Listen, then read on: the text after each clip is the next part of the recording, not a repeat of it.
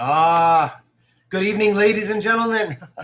How are you this evening? I hope all is well. Well, I apologize for being a little late. We've been running into some technical glitches over the last couple of nights in terms of our uh, captioning. I apologize, and I once again have to apologize to anybody who is requiring live captioning for our show tonight. Once again, we will not be able to provide live captioning as we promised, and I am so sorry about that. Um, I suppose the one thing I can suggest is if you click on the captioning on your YouTube settings, you will get YouTube captioning. And I know that that is not even a good substitute for live captioning, but unfortunately, it is the only thing I can suggest. So just want to clear that up and apologize to you all for not being able to provide that service as we promised. Anyway, welcome. It is Friday. It is today's. Is it Friday? It's Friday. Oh my God! It's Friday night. I want to welcome all of you to our third virtual Playmakers Intensive, VPI 3 in Union. My name is Nicholas Vaselli. I am the artistic director of Theater Breaking Through Barriers, and yes. You are here. You are receiving us live from high atop the glorious Thunderdome in beautiful, chilly Midtown Manhattan. And I have to tell you, ladies and gentlemen, we have had really an incredible, last week, and now we're at the home stretch of this week. This entire festival has been extraordinary for us. We have really, I'm so proud of the art of our artists. I'm so proud of our writers and our directors and this entire group of actors who are coming in from all different parts of the world to create this work. This is work that didn't exist 3 weeks ago. And the fact that we're able to come together from all different parts of the world, randomly pairing people together, many people who never worked together before, to create something is really a gift. So I am so incredibly proud of us, especially in a time where there's a lot of tension and there's a lot of divisiveness. And we're here really to provide a little bit of a breather and a little bit of a respite and maybe a little inspiration to sort of let people realize that, you know what, we all need each other and we can all work together despite the adversities. So anyway, enough of my talking. I want to say we have, for this Friday night, we have such a beautiful show. The playwright, Jared Bogard, has worked with us for many, many years. He's a very dear friend and such an outstanding writer, director, actor, everything. He does everything. And he just relocated to Colorado. And it sort of made me feel very sad because I'm like, I'm never going to work with Jared again. Well, we're working together. So this makes me feel really great. And Jared wrote this really beautiful play. And so I'm excited about that. The director, Adreem Smith, I had the great privilege to work with Adreem during our last intensive. And I adore her. She is, again, phenomenal artist, writer, director, actor, the whole bit. You saw her as an actor last time, and now you're going to see her as a director this time. So, again, very exciting. And again, where would we be without the all-star cast? We have a stellar cast tonight. Jennifer Bradley, Sarah Fulkins, Ward Nixon, and Nick Walter. So I am so excited about this play. I hope you are too. We're getting right to it now. Ladies and gentlemen, without further ado, please, on this Friday, sit back, relax, and enjoy Jared Bogard's Good Night, Somebody.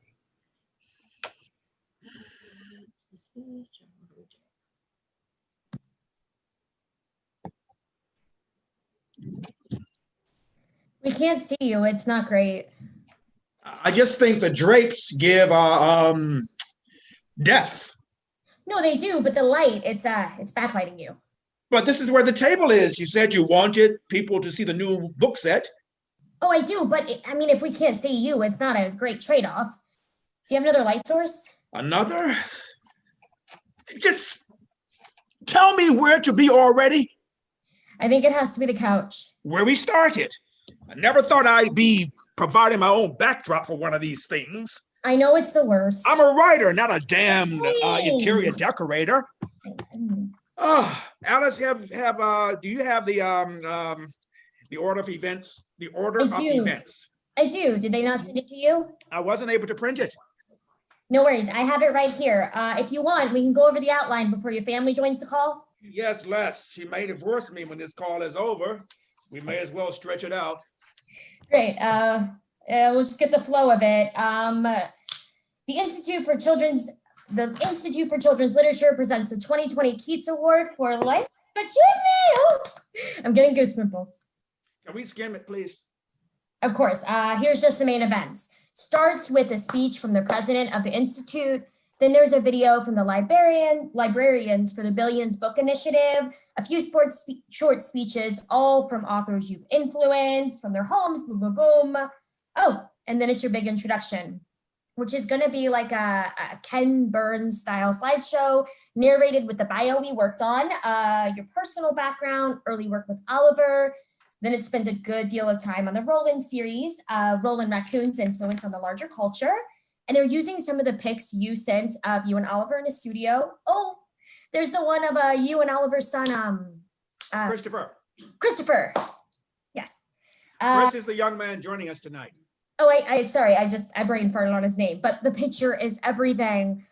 He's like on your shoulders, and he must be what? He was 5. Oh my God. And he's got a little stuffed Roland, and Oliver's showing you a painting of Roland's face. It's a good photo. Iconic. I think it's at the end of the slideshow, and I know you're not a crier, but watch out.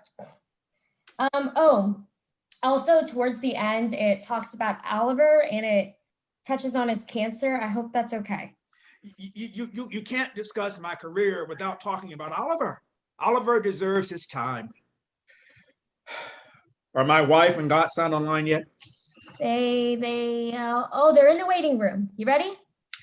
I think I am. You got this. So it's just your wife and Oliver's son. Are we waiting on anyone else? Just Diane and Christopher tonight.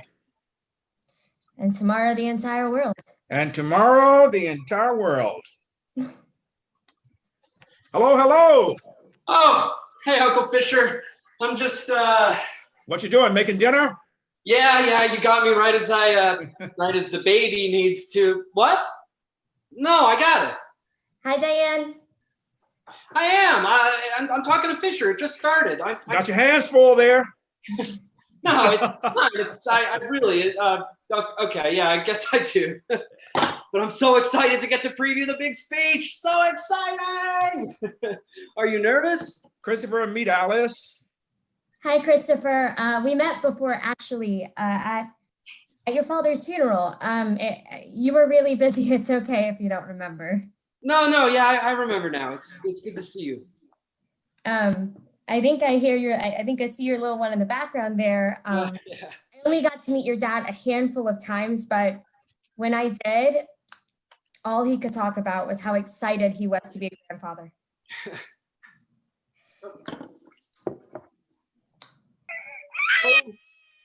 Don't mind me. I'm sure I have another bottle of wine here. Hello, somewhere. Dee Dee. How was Paris tonight? Paris is Paris. Gorgeous, glib, and gay. Okay, I'm back. Hey, Aunt Diane, are you still stuck in Europe? Yes, I am stuck here since February. It's an incredible hardship not being in the United States during the pandemic. I just hate feeling as if the government gives a shit about me. Also, the wine is terrible and the food is atrocious. I can't, I know some of that was sarcastic, but I'm not sure. Oh, it's very late here, darling. I'm sorry to be obtuse.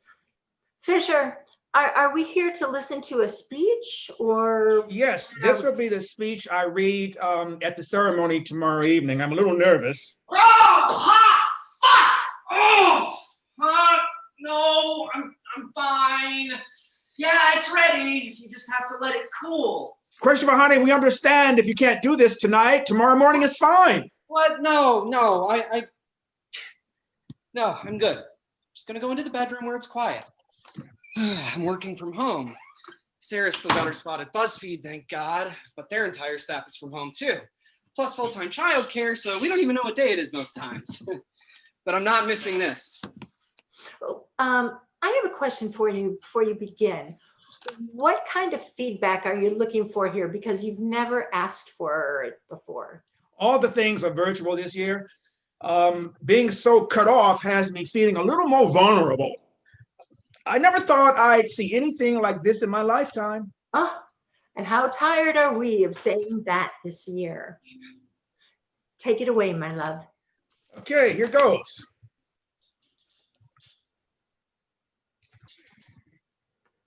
This award has inspired a great deal of reflection for me.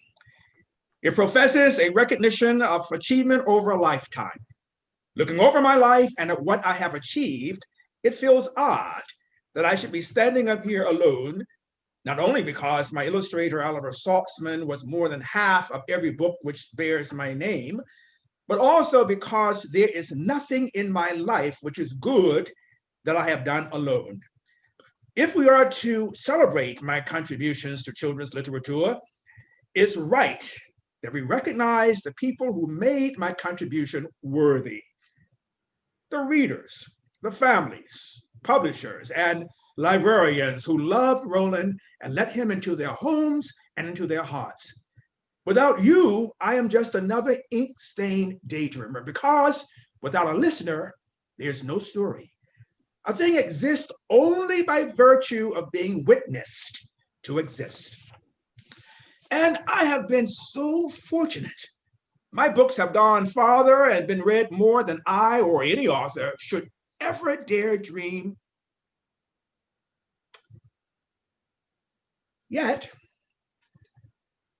somehow I feel unwitnessed. The truth is, for the vast majority of my life, I have felt invisible. To truly see someone, I believe, you must see what they love. I am here now because you and I share a small thing that we love: books and stories. I didn't create Roland and his friends. They were born from Oliver's paintbrush, from his mind and his heart. Ollie was a genius, and I stand alongside the rest of the world loving that genius. As for Oliver himself, Ollie was my collaborator, my business partner, and for 40 years, my deep and true love. If I have achieved anything in my lifetime, it is because Oliver Saltzman loved me and I loved him. And if any award attempts to celebrate my lifetime achievement, it is entirely void if this fact remains invisible. I would be unseen, and who I love and what I love would be unseen. No, please don't come in here right now, because Fisher is outing him and Dad as gay lovers. Fisher. Yes? Keep it down, baby. Keep it together. Have you lost your damn mind? All right, maybe we just need to wait. You're asking for feedback. The feedback is no. 40 years, you're able to keep this under lock and key, and you want to sandbag us on a goddamn Zoom call? Don't give me that look. This is not how it is done. One does not do this to unleash something like this. Alice, talk some sense into your client. Well, I think we need to just take a breath. You take a breath. I'm gonna yell. Diane, this is who I am. You're damn right it is. This is very who you are. Wait until the very last possible second to drop the heaviest load of shit on people so they have to sit there and take it. This is classic Fisher Williams. This load of shit doesn't sit, not with me. If you would like to speak rationally, then I am open to listening to your point of view. I should be rational? From the man about to embalm his life's work with glitter KY? There is no need to be ugly. Oh, you haven't seen ugly. What are you going to do when they drag this over the internet? I mean, do you know what they're going to say? Here's a preview. Famous kids' book authors had gay affair for decades. Roland Raccoon is a pedophile. I understand you're angry, Dee Dee, but I had hoped you would appreciate that I am finally trying to tell people who I really am. Cut the shit, Fisher. I know you, okay? Who you really are. The question isn't who you are, it's what are you doing? I'll explain this subtle distinction to you because I'm not sure Millennial Millie here has a real grasp. Quite simply, you are making a lot of people's jobs very, very difficult, okay? People who work their asses off for you and for your lifetime achievement. It's not fair, it's not right, it's selfish, and it's juvenile. It's a stunt. And it's not a particularly creative one for someone who's so fucking good at imagining fanciful fucking kingdoms and talking rodents with stupid little things. I muted her. Diane, I think you're getting carried away and it's not that productive, so I muted you. Let's just calm down. Fisher, are you all right? My God, look at her go. Fisher, can I just okay, so I'm sorry. Let me start. This is ballsy, and you have you are being very brave and courageous. Please just stop there. I don't want your congratulations. I'm not looking for sympathy. I'm telling you, telling everyone, I am lucky. And if my wife would stop ranting for a moment, I will explain that this is also an apology. Okay, Fisher, you've given this a lot of thought clearly, but I am wondering what this is going to do to the launch of the box set. I don't care about the box set. Okay, but Diane is right? I mean, a lot of people have worked really hard on this project. And no one will want to buy it if I'm gay. Okay, that's obviously not true and not at all what I'm saying. But it's not just about the new printings, is it?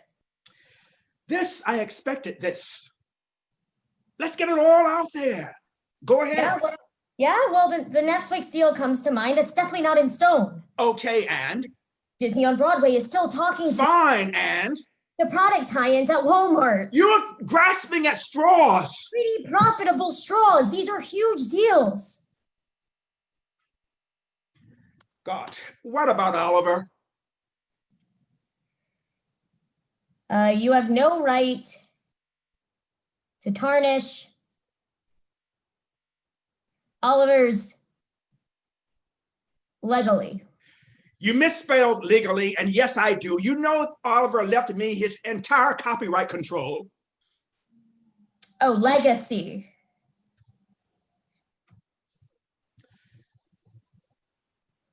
I think about it all the time. I know you do, Fisher. I can see how hard you're working to make sure that what the two of you built lasts. And I think that's what we're all doing here. And I think that's why you wanted us to hear the speech tonight. Before you blow everything up.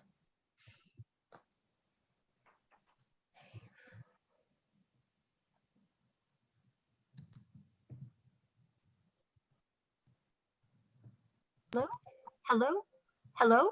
Yes. Yes. Oh, Fisher, Yes. what about Christopher? Now, does he want his father's name dragged through the mud? I'm sorry, Aunt Diane. Please don't speak for me. Well, then you need to say something, young man, because this involves you. This is your name, too. How about this? What if, as a team, as a family together, sit down and come up with the best way to do this? Clearly, this is important to you, as it should be. You deserve to live your truth if anyone does. But like this, is this really the kind of a ire you want to cultivate? Is this what you're about? Is there another way? Is there another way? He sees reason. So, Pride, Gay Pride. It's a whole month now. Huge. New York, San Francisco. We can do a whole press release. We could sponsor a float. I could sell that. I mean, I could sell the shit out of that. You could ride on the float. Well, They'll probably make you Grand Marshal. okay. I don't know. I don't know if anyway, the point is, we can get ahead of it as a team, as a company. We can get the messaging right. You have the message, but can we get the brand and the message together? I think yes. This could really make a difference. Young people need role models. The culture needs strong influences. Packaged though, in here by us, not Out there, not out there. I think you haven't heard what I've said. I don't feel real in here. I want, I think to be seen out there. I'm going to say something calmly. Having had 5 seconds to process this, I have to tell you, I'm of 3 minds here. First, I'm a professional woman past her prime, and there are not very many things making it easy on us as it is. You do this, and every room I walk into, there's an added aspect of, oh shit, did you hear? Okay. As if thinning hair and lopsided Botox weren't bad enough. Okay. So, second, I'm your wife. Full stop. You want to pretend we had some unspoken agreement where you could go off and have your lifelong love affair? That's what you need to believe. You keep that. From this side, it sucks. That's my truth. Then there's the third mind. I'm your friend, Fisher. I thought I was your best friend.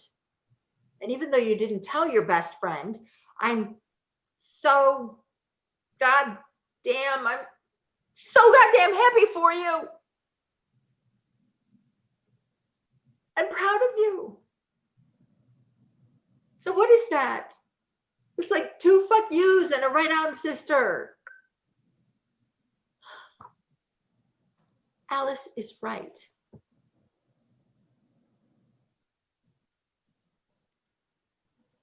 All right. Okay. okay. Okay. We can do it your way. We'll wait. Okay. Yeah. Wow. Oh, okay. Fisher, that really it is an amazing speech. I am taking my wine to bed. Fisher, do you want to just call it for the night and do the speech tweaks in the morning? What, Alice? If you want, we can just call it for the night if you're a little tired, and do the speech tweaks. Hold on just a second. I can stay on just a little bit longer, but I'm so sorry. My phone is blowing up. Just a second. Did something happen? What's happening? Alice, is everything okay? Where's my phone? Is everything okay? Holy. No. What happened? Why would you do this?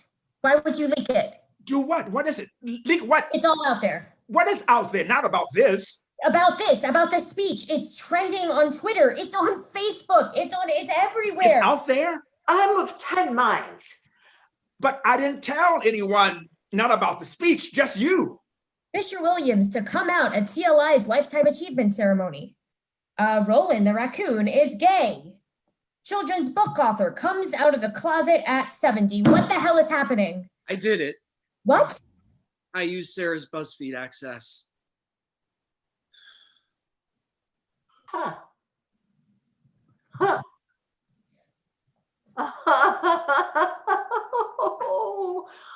Oh, for the love of milk. You are your father's son. I don't think Dad would have. Oh, no, no, no, no, no. Not Oliver. No. I'm talking about your other father. Good night, boys. I want to talk to you alone.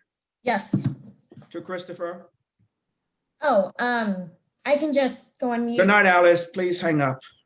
Okay.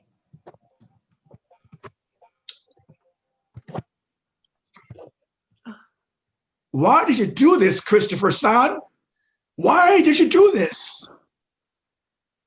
I'm struggling to understand this betrayal. I have to believe there's a reason.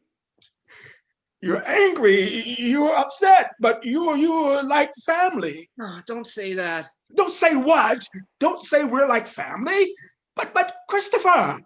My boy. Christopher, my boy. That was the all clear when I was a kid. After Mom died, Dad, he barricaded himself in that studio. And I would go searching for him in that maze of plywood and canvas. He was nowhere. He was the Minotaur in the center of the labyrinth. And on any given school day, I'd be under a table with a broken paintbrush, scratching tic-tac-toes in the cement. Then I'd hear these hard-soled Oxfords shuffle in. Christopher, my boy. Theseus had arrived. Uncle Fisher was here. Until then, it was Dad and it was me, and we were stuck in that maze. You showed up, and you slayed the monster. Dad became human. His paintings stopped being like walls and became like bridges, like wings, like sky, like rain. You did that. You did that for him, for us. I thought it was a stupid raccoon. I thought it was his work. It was you. So no, I won't let you go back. I won't let you go back to wherever it was you were hiding because I just got my other father back. Don't let them put you back in that maze, Fisher. I won't let them do that to you, and I won't lose another dad. Not now, not now. Breathe, my boy. I didn't know you felt this way. That's what I get now. Yes, you did. I love you, Christopher. I love you too. And I see you. And also, I think I just ruined your life. Maybe you did a little, but I understand that's the way of your children. I miss him.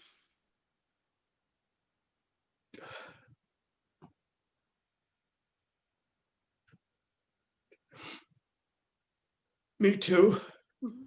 I lost him right when I wanted him most. And now you show up and I see you, who you are, who you've been this whole time, and I'm supposed to let you go away? Don't. Don't go back into a hole where we can't see you. I won't. Good night.